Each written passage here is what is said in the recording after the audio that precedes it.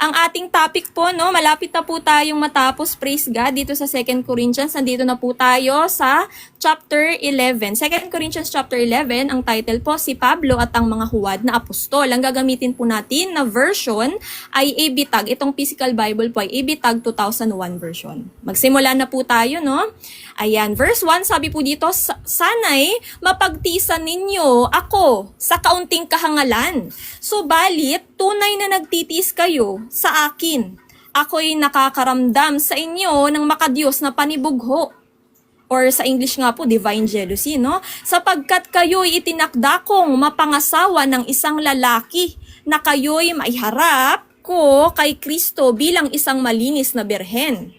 Ngunit ako'y natatakot na kung paanong si Eva ay dinaya ng ahas sa pamamagitan ng kanyang kautusan, ang inyong mga pag-iisip ay maligaw mula sa katapatan at kadalisayan kay Kristo. So dito po, no, sa mga unang bersikulong ating nabasa, nababagabag po rito si Apostol Pablo, mga kapatid. Kasi po, nanghingi po siya ng pasensya na naway mapakinggan po yung nilalaman po ng kanyang puso dito, yung panawagan niya po dito sa mga taga-Korinto, na ang layunin lamang naman po niya ay, di ba po, maiharap ang iglesia ng Korinto sa ating Panginoong Hesus bilang ating Panginoong Hesus, di ba siya ang ating bridegroom, at we as the church, we are the bride, para maipresenta nga po tayo, di ba, katulad po nila yung mga taga-Korinto as pure virgins, mga dalisay na birhen, holy, blameless, and righteous, mga kapatid. Yun rin ang hangad natin, di po ba? Sa bawat isa. Na sa paghahanda natin ito, sa pagsasalo-salo natin, pagsasama-sama natin, pagpapatatagan, pagpapalakasan, paghuhugutan ng lakas sa pang-araw-araw, ay paghahanda. Hinahanda po natin ang bawat isa na maging ganito po para sa pagbabalik ng Panginoon at panatilihin po natin ang ating damit na puti. Hindi na po namamantsahan ng ating mga laman at ng mga pamumuhay sa kasalanan. Diba, ng mga makamundong bagay, hindi na nga po tayo yan.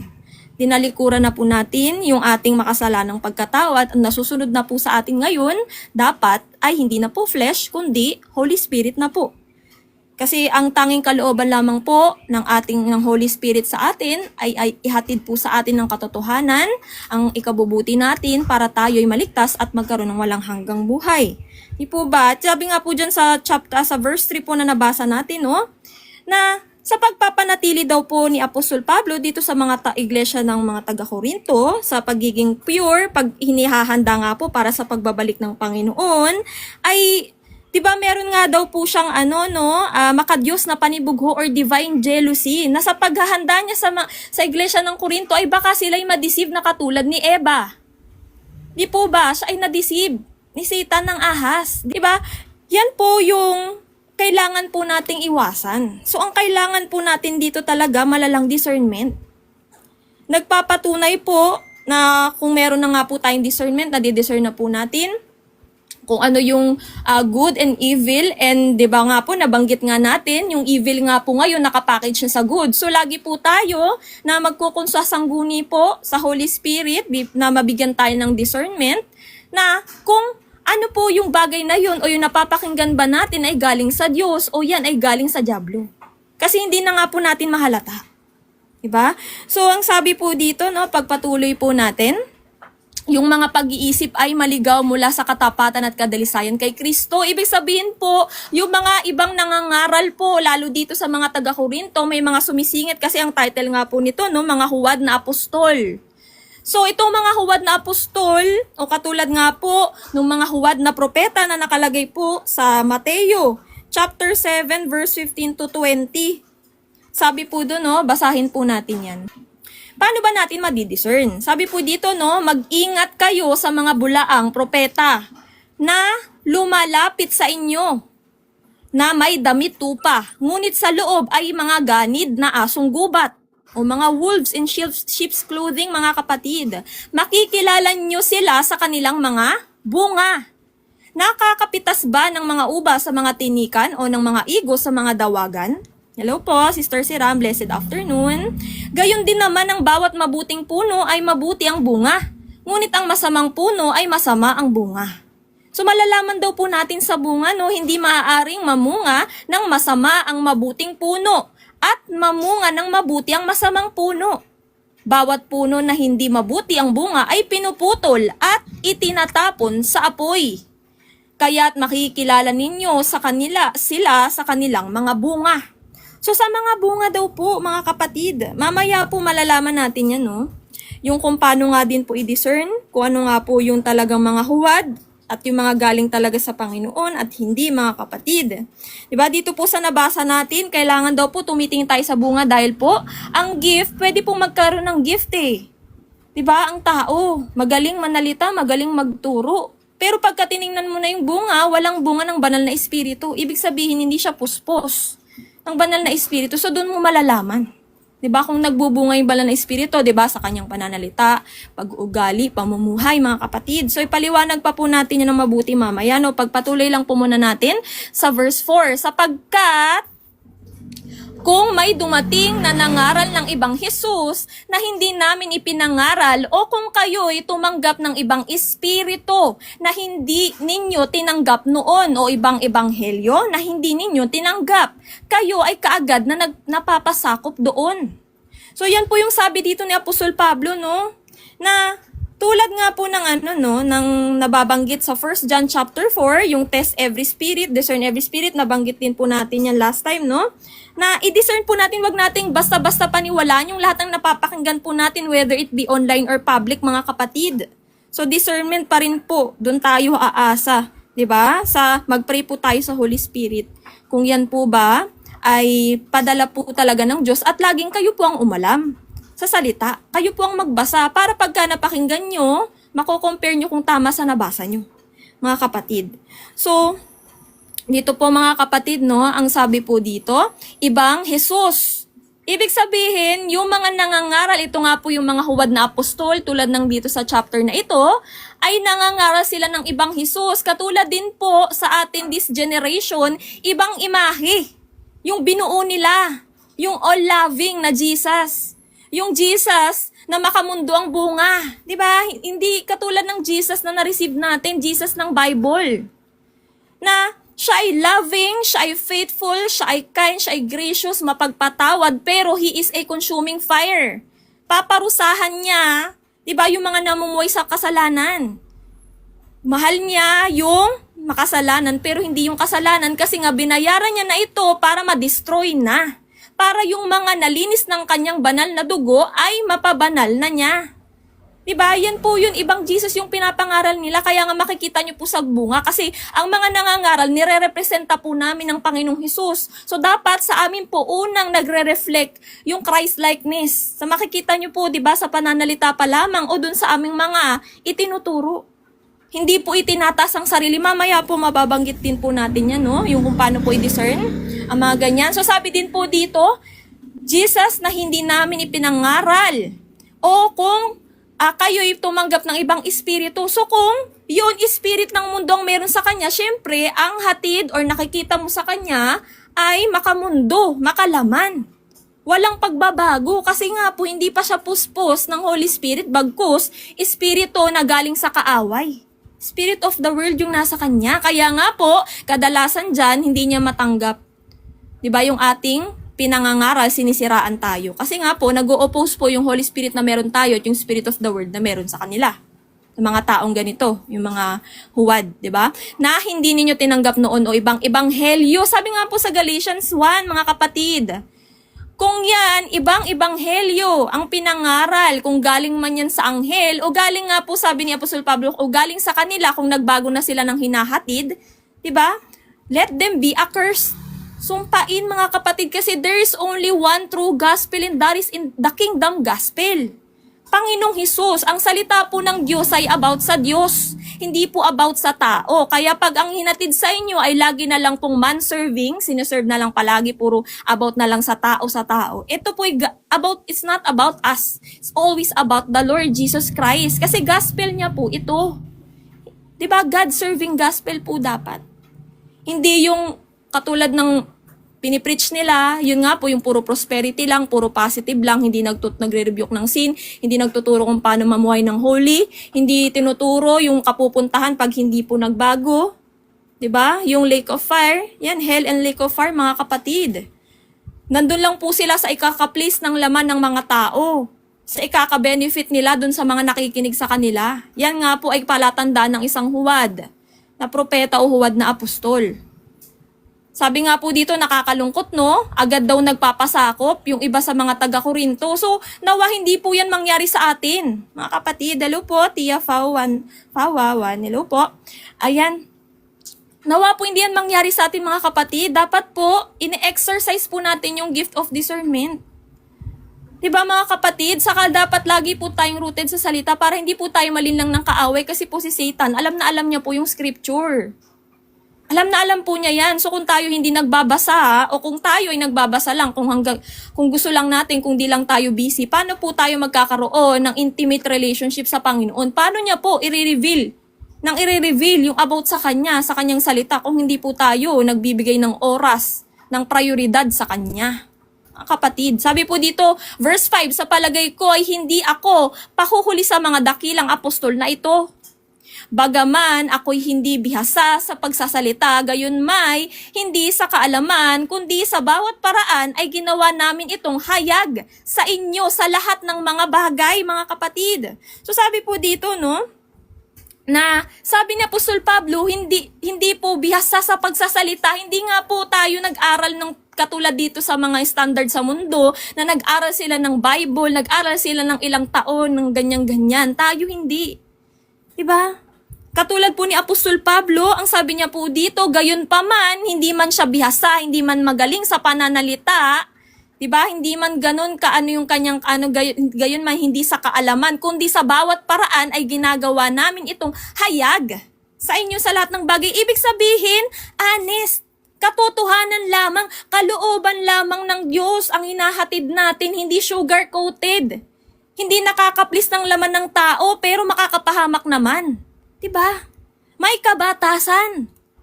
Bigyan nyo ng kabatasan ang salita. Kasi in this generation, there is evil, crooked, and faithless generation. Hindi makikinig ang tao kung wala pong kabatasan ang salita ng Diyos. Diba? Katulad na nga lang po nung pinangangaral nilang mga ibang helyo. Mga kapatid, katulad nga ng mga osas, mga prosperity gospel, o yung mga gospel, ibang mga gospel ng mga relihiyon na hindi daw po, diba, ganto ganyan. Hindi, wala po doon, mga kapatid. Pagka nga sinabi nila, narito ang Kristo, dito kayo sumama sa amin, huwag kayong maniwala. Sabi po sa kanyang salita, ang kaharian ay nasa loob nyo, nasa ating puso, mga kapatid. So, ang kailangan natin, isik natin ang kanyang kaharian, hanapin natin siya sa kanyang salita dahil ang buong salita ay siya. So magbasa po tayo. Sa pagbabasa natin ng pagbabasa ng salita, nakikilala na po natin ang Panginoong Hesus at nalalaman natin yung kalooban niya, kung ano yung nakalulugod at hindi sa Kanya. So natatransform na po tayo. Kung ano yung hate niya, hate na rin natin. Kung ano yung gusto niya, yun na po yung gagawin natin. Kasi nagkaroon na po tayo ng takot eh. Takot na magkasala, takot na ma-offend natin at masaktan ng kanyang damdamin kasi namumuhay na nga po tayo as new creation. Kapatid. So ang sabi po dito ni Apostol Pablo, hindi man sila bihasa sa pananalita. Katulad nga po ng tinutukoy dito sa chapter na ito ng mga huwad na apostol na magaling manalita, mabulaklak ang kanilang pananalita. Pero sa totoo lamang, 'di ba, sabi nga diyan huwad. Ayan no, huwad. Kapatid, kaya kailangan nating i-discern. So, ang sabi po dito, no, hayag. Ibig sabihin, buong katotohanan lamang, kalooban lamang, buong konteksto ng salita at hindi lamang bersikulo. Kasi po putol. Kapag bersikulo lang, hindi nila masusunod yung iba pang bahagi ng salita. Hindi mo buong nahatid sa kanila, mali nilang masusunod. Mapapahamak mo sila, kapatid. So dapat po, katulad nito, buong chapter po. Hanggat maaari, mga kapatid, para hindi nyo po maligaw ang ating mga kapatid. At dapat po, Holy Spirit, filled by the Holy Spirit, siya po ang nagtuturo. Wala po tayong ambag dito. We are just vessel. Ginagamit lang po yung ating mga boses para po maipahayag ang katotohanan. Kasi po, ang banal na espiritu ay espiritu ng katotohanan. Diba, mga kapatid? So sabi po dito, no, na verse 7, Ako ba'y nagkasala sa pagpapakababa ko sa aking sarili upang kayo'y maitaas? Dahil sa ipinangangaral ko sa inyo nang walang bayad ang ebanghelyo ng Diyos. Aking ninakawan ang ibang mga iglesia sa pamamagitan ng pagtanggap ng sahod mula sa kanila upang makapaglingkod sa inyo. Huwag po tayong malito dito ha. Yung sa ano lang po ito, sa translation lang. Pero ang ibig sabihin po niyan, kung babasahin nyo nga po sa ESV sa English, ibang iglesia po yung tumutustos o sumusuporta para po kaila Apostol Pablo, para nga po makapaglingkod siya sa iba pang iglesia katulad dito sa mga taga-Korinto. So yun po ang ibig sabihin. Ha, hindi po yung literal na ninakawan, kundi iba po yung tumutustos at tinatanggap niyang suporta sa iba pong iglesia, katulad na nga po na mababanggit dyan, taga Macedonia. Diba? So, doon pa lamang po, katulad po natin, hindi po tayo nang hihingi ng nising ko po dito. Libre po ang salita ng Diyos, nasa sa inyo na lang with your own free will, kung inyong papakinggan, kung inyong isa sa puso at hahanapin ng Diyos sa kanyang salita, mga kapatid, ang kanyang kaharian. Diba? So, ang sabi po dito, no, na tayo po, libre, hinahatid ang salita ng Diyos, malinis ang ating konsensya, katotohanan lamang ang hatid natin, diba? Pagmamahal lamang ng Diyos, yan po, wala po tayong hinihinging kapalit, katulad po nila Apostol Pablo, hindi po tulad ng mga sinabanggit dito na mga huwad na apostol nangangaral sa pansariling motibo o hangarin. Yun po ay tanda ng pagiging huwad, mga kapatid. 'Di ba? Sabi po, libre ang mangaral. Pero yung iba, doon na lamang po natutuon. Yung iba pa nga po, tinatakot pa po yung mga nakikinig. 'Di ba?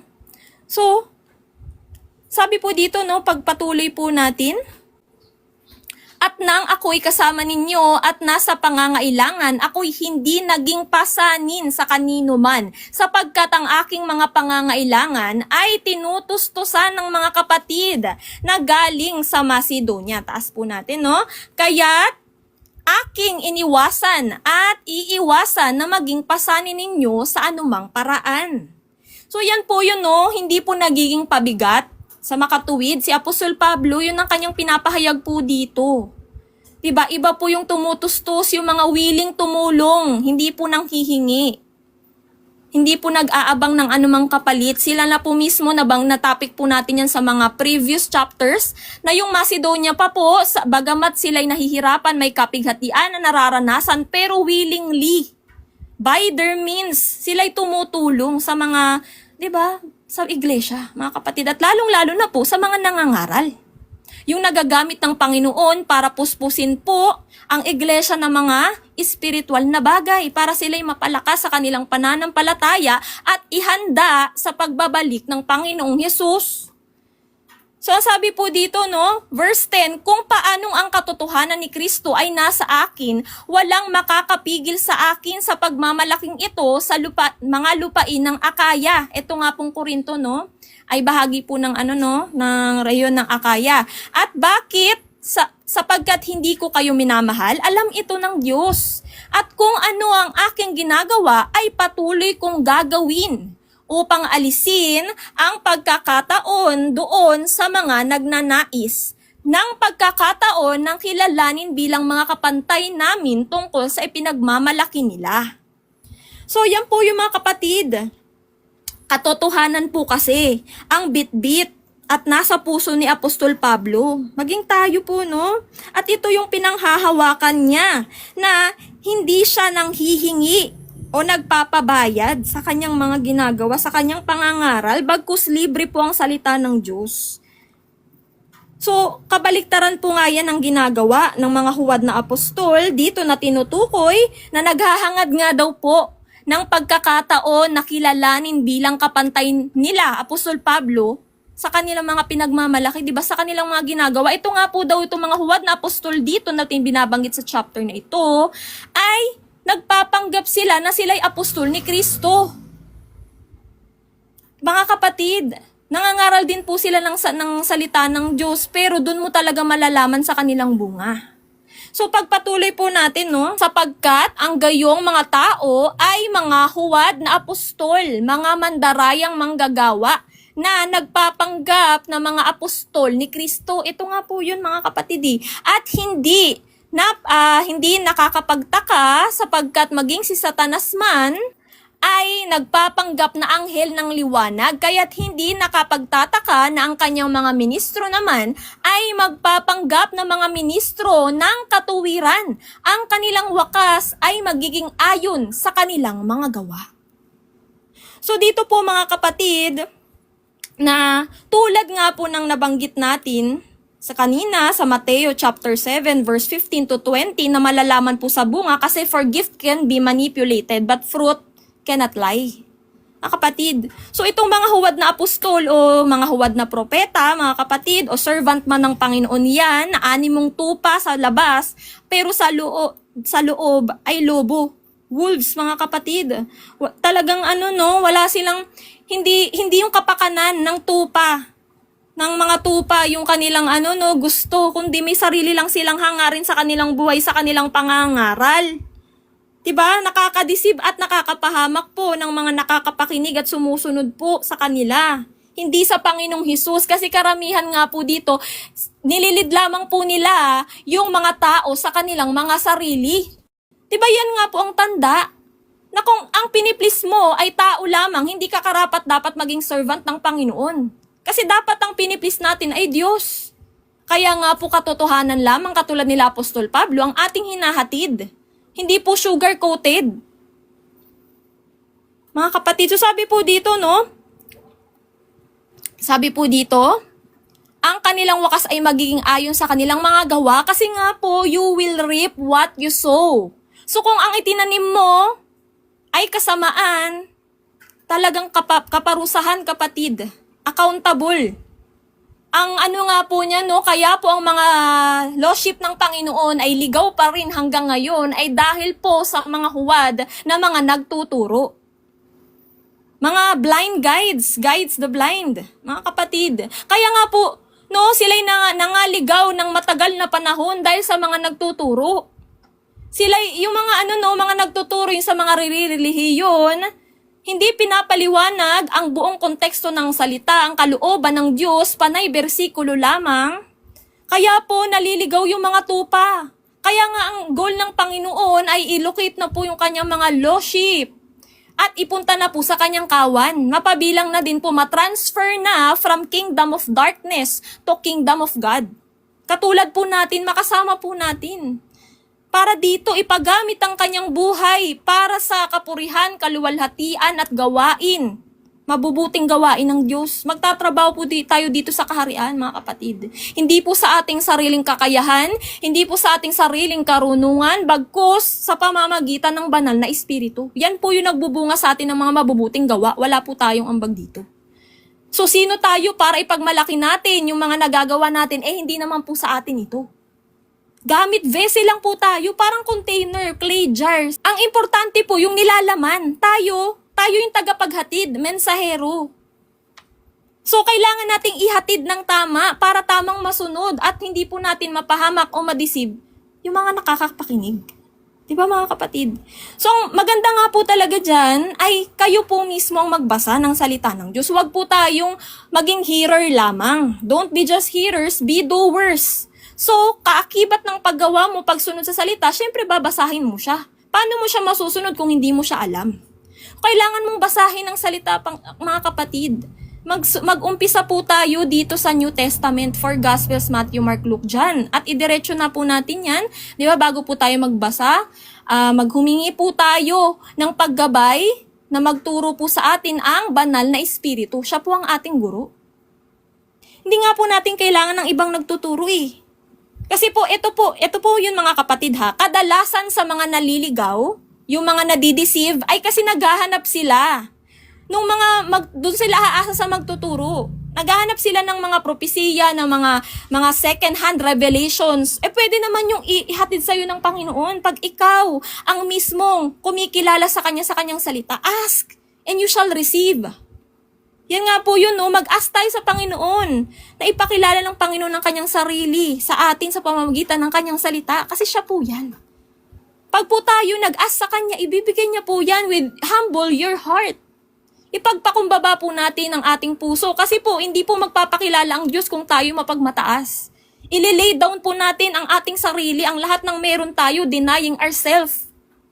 Mga kapatid, yan po ang unang-una sa ating pagsunod sa Diyos kasi hindi po tayo tunay na mapapabanal ng Diyos kung sarili pa po rin natin ang ating sinusunod kasi ang tanging hatid ng laman ay kamatayan. Ang hatid ng ang banal na espiritu ay walang hanggang buhay. Kaya nga po yan ang nagtuturo po sa atin kung paano mamuhay ng righteously and holy. For God is holy, so we should be holy also. Diba mga kapatid? Pagpatuloy po natin, nandito na po tayo. Mga paghihirap ni Pablo. Ayusin lang po natin yung ating wait lang. So sabi po dito, no, inuulit ko, huwag isipin ng sino man na ako'y hangal. Ngunit kung gayon ang inyong iniisip, tanggapin ninyo ako bilang isang hangal upang ako rin ay makapagmalaki ng kaunti. So, sabi po dito na ang sinasabi ko ay hindi ko sinasabi ayon sa Panginoon, kundi bilang isang hangal sa ganitong mapagmalaking pagtitiwala. So, kung sabi po nga ni Apostol Pablo dito, no, kung ituturing nga din po siyang hangal, katulad ng mga hangal at mga huwad na apostol na ito, na nagmamalaki, siya din po ay magmamalaki ng kaunti. Sabi niya dito, yamang marami ang nagmamalaki sang-ayon sa pamantayan ng tao. Ako ay magmamalaki sapagkat may kagalakan ninyong pinagtiisan ang mga hangal. Teka lang, ayusin lang natin mga kapatid. So ulitin po natin, no? Yamang marami ang nagmamalaki sang-ayon sa pamantayan ng tao. Ako may magmamalaki sapagkat may kagalakan ninyong pinagtiisan ang mga hangal, palibhasay, marurunong kayo. Nababatid nga po natin yung frustration dito ni Apostol Pablo, no? Sa mga taga-Korinto, na mga hinahatiran niya, diba? May unang liham na nga po siya, ito yung pangalawang liham na hinahatiran po niya ng lahat ng ikapupuspos ay ikakalago ng kanilang espiritual. So, ang sabi nga po niya sa unahan, meron siyang nararamdaman na divine jealousy para sa iglesia ng mga taga-Korinto. Kasi nga, yung habang hinahanda niya ang mga ito as holy, blameless, and righteous sa pagbabalik ng Panginoon, may mga sumisingit po ditong huwad na apostol na pinaniniwala naman po ng mga taga-Korinto. Diba? So, ang gusto po dito ni Apostol Pablo ay mapasinungalingan niya yung mga sinasabi ng mga huwad na ito para hindi na po mapaniwala ng mga taga-Korinto. Diba mga kapatid? So, ang sabi po dito, yun nga po, no, batid natin yung frustration dito ni Apostol Pablo na dapat tayo rin ay wag madaling malinlang ng mga tao. Yan ay warning po sa atin na do not lean on your own understanding. Kasi kung tayo lang, kung kaisipan lang natin, deceitful tong kaisipan na to, so dapat ang pinaiiral natin, mind of Christ. So paano po? Paano po tayo matatransform to the mind of Christ or renewal of our minds from being yan, yung sa mundo, kaisipan ng mundo, into kingdom mindset, dito po sa kanyang salita. Kasi siya po yan, ihahatid po sa atin ng banal na espiritu lahat ng katotohanan, lahat ng kalooban ng salita ng Diyos sa ating pag-araw-araw na pagkain ng salita ng Diyos sa pagbabasa at pakikinig. Kasi dyan po nade-develop din po yung pananampalataya, yung matatag, steadfast, and full surrendered faith. Pag lagi po tayong rooted sa salita. Nagkakaroon po tayo ng intimacy, nakikilala po natin ng lubos ang Diyos at nalalaman po natin ang kanyang boses. So, kapag siya'y nagbibigay ng discernment ngayon sa atin, nadidistinguish ngayon natin na boses yun ng Diyos at hindi boses ng kaaway. So, kailangan po talaga natin kilalanin ng Diyos, maging intimate po tayo sa Kanya. Hindi po mangyayari yon kung ginagawa nyo lamang po na kung kailan lamang kayo hindi busy, walang ginagawa, saka lang kayo magbabasa. Gawin nyo po, una pa lamang first in the morning. Kumain na po kayo, pakainin nyo na po yung espiritu nyo. Bago kayo kumain ng pisikal na pagkain. Kasi nga po hindi tayo nabubuhay lamang sa tinapay o pisikal na pagkain. Kundi sa salita na nanggagaling mismo sa bibig ng Diyos. Mismo ito, nasa Bible mga kapatid. Ayan po yun, no? So pagpatuloy po natin. Bago po natin ipagpatuloy mga kapatid, magbahagi nga lang po tayo na kung paano nga po ba mag-discern. So nabanggit po natin kanina, no, na sa Mateo nga po, ang sabi doon, you will know them by their fruit. Hindi po sa gift, kasi pwede pong magkaroon ng gift Yun nga po nakikita natin, no, ang galing-galing magturo, magaling yung pananalita niya, hindi mo malaman, no, na ano pala, ikaka-deceive mo pala yung pinapakinggan mo. Pero sa bunga, yun ay hindi, fruit cannot lie. So, titingnan po nga yung bunga, pero bago po yun, syempre po, habang pinapakinggan nyo po, since kayo'y nagbabasa ng salita ng Diyos, at nung napakinggan nyo na, kung tama man yun o mali, malalaman nyo kasi nagbabasa kayo. So, kailangan po, alamin nyo po muna kung yun ay tama versus po sa nakalagay po sa salita ng Diyos, yung inyong napapakinggan. And then, kung yun nga po ay tamang gospel, katulad nga po na nabanggit kanina, di ba? Tama yung same po ng Jesus na na-receive mo yung pinapangaral nila, hindi yung Jesus na makamundo, hindi yung Jesus na all-loving lamang, di ba? Pantay, ano po, no? Balanse po. Jesus na loving and Jesus na just. Hindi yung Jesus na puro lang prosperity tapos hindi naman nag-rebuke ng kasalanan. For He is holy. Talagang, galit po talaga siya sa kasalanan, mga kapatid. So, ang mga nangangaral dapat galit sa kasalanan, pinipreach yung paano mamuhay ng holy. Diba? Mapamumuhay ng holiness. Kasi po, ang daming nagtuturo dito, puro lamang ikapiplis ng laman, puro positibo. Tapos yung tao natotolerate lamang po sa kanyang pagkakasala ni hindi po natuturuan na i-deny ang kanyang flesh. Diba mga kapatid? Kailangan may self-control tayo. Yan ang bunga ng banal na espiritu. Tanggihan natin ang ating mga sariling laman, mga pagnanasa nito, at pagnanasa natin dito sa kasamaan ng mundo. Yun ang umpisa kung paano tayo mapapabanal ng Diyos. Pag ibinigay na natin yung buong buhay natin sa Diyos, kapag binigay natin yun, syempre, yung lahat ng meron tayo, yung sarili nating will, sarili nating desisyon, sarili nating kagustuhan, sarili nating mga desires, tatalikuran natin. Diba? A death to self, to be alive in Christ. Kailangan ma-empty yung cup mo para mapunan ka ng Diyos.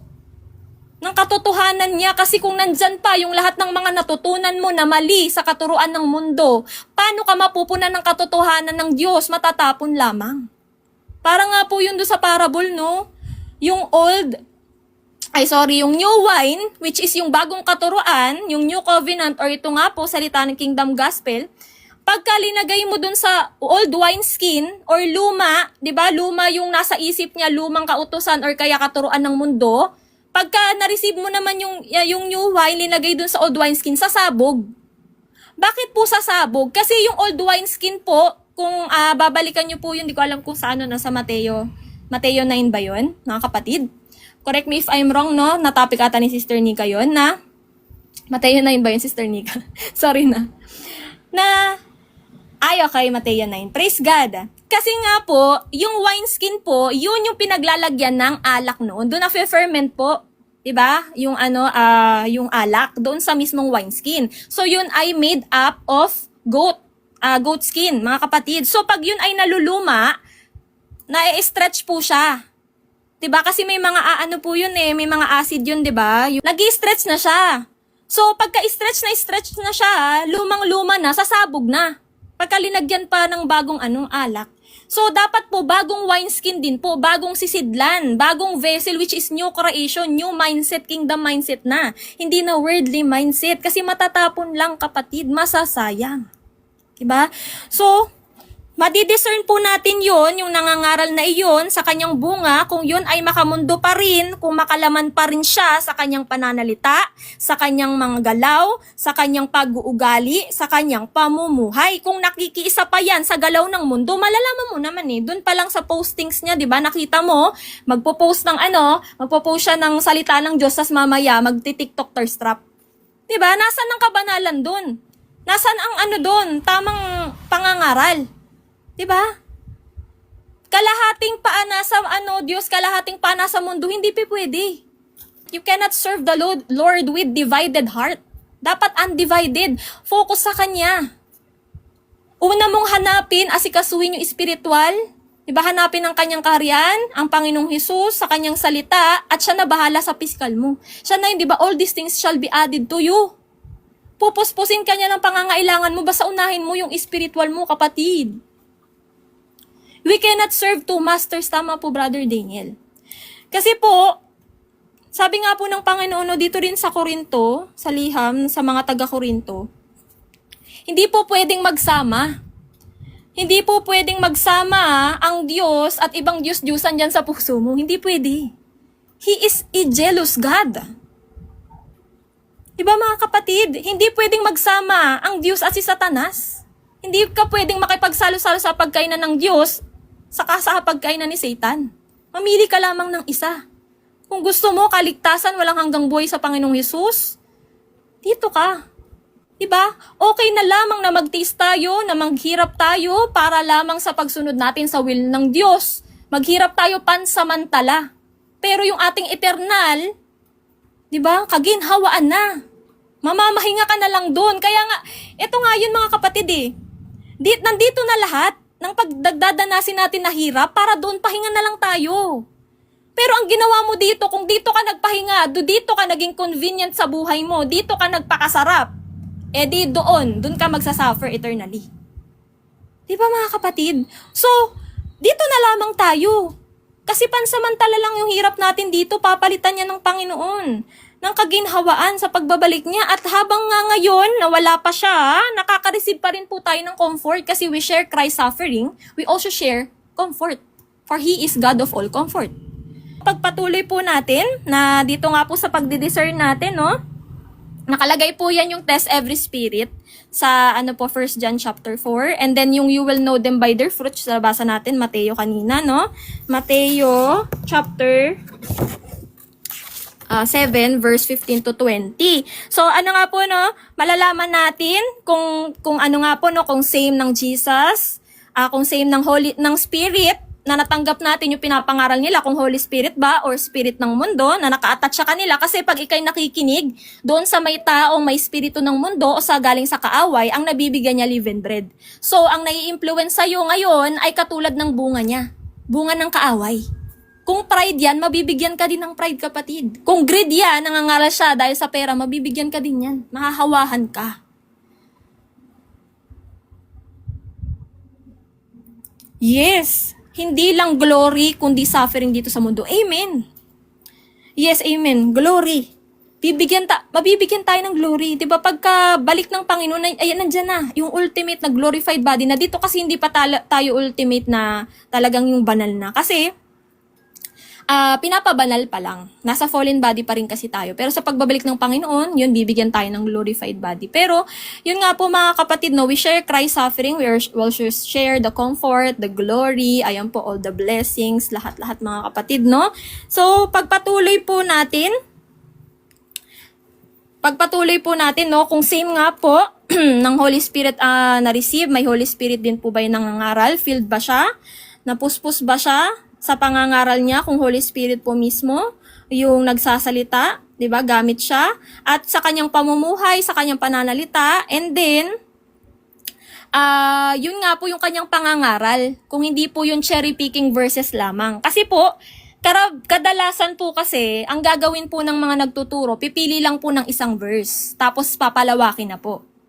'Di ba? So ang nangyayari, hindi po tumatagos, hindi po tumatanim at hindi tamang nasusunod ng tao kasi putol.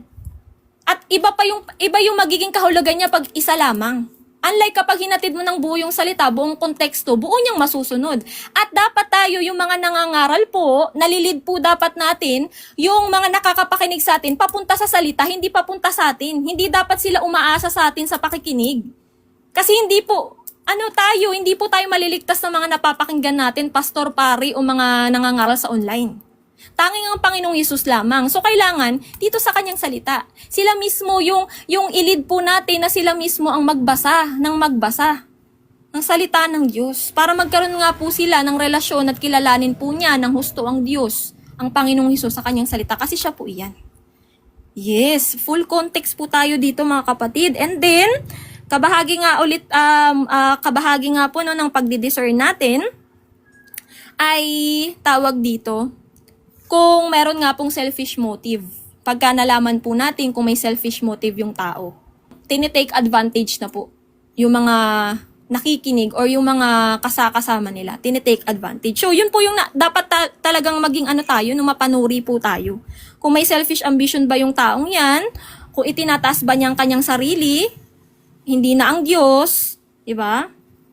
So, dapat po humility. Dapat nakikita po sa atin mismo sa nangangaral ang wangis ng Diyos.